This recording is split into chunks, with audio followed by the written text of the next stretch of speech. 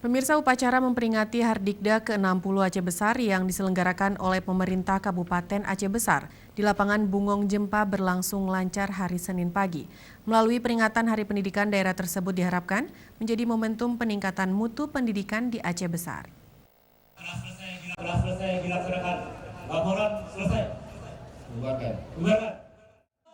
Bupati Aceh Besar Insinyur Muardi Ali tampil sebagai inspektur upacara.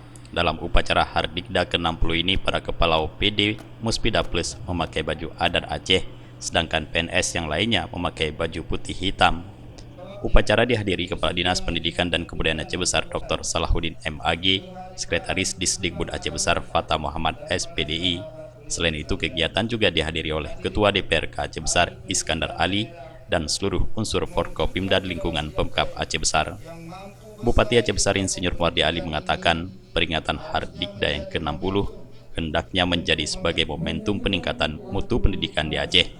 Diakuinya selama ini masih banyak kendala terkait dengan dunia pendidikan di Kabupaten Aceh Besar. Sejumlah daerah terpencil masih belum mendapatkan sentuhan yang maksimal, baik dari segi infrastruktur maupun sumber daya tenaga pendidiknya.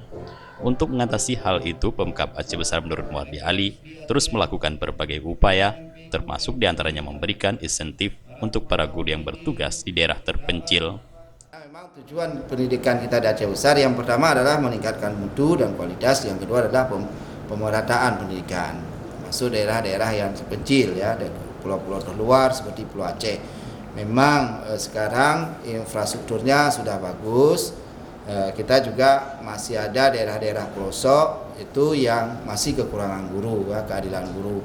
Dan karenanya kita nanti di Aceh Besar sudah kita berlakukan bahwa memang daerah-daerah terpencil itu kita memberikan insentif ya, insentif pada daerah-daerah guru-guru yang terpencil, sehingga ini kekurangan guru bisa. Selain itu, Bupati Muardi Ali mengharapkan agar semua jajaran di Aceh Besar mendukung program-program pendidikan yang menjadi prioritas, dan kepada guru-guru diharapkan betul-betul menjadi keteladanan bagi para anak didiknya.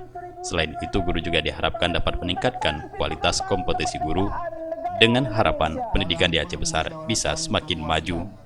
Jufrizal dan Faisal, Aceh TV.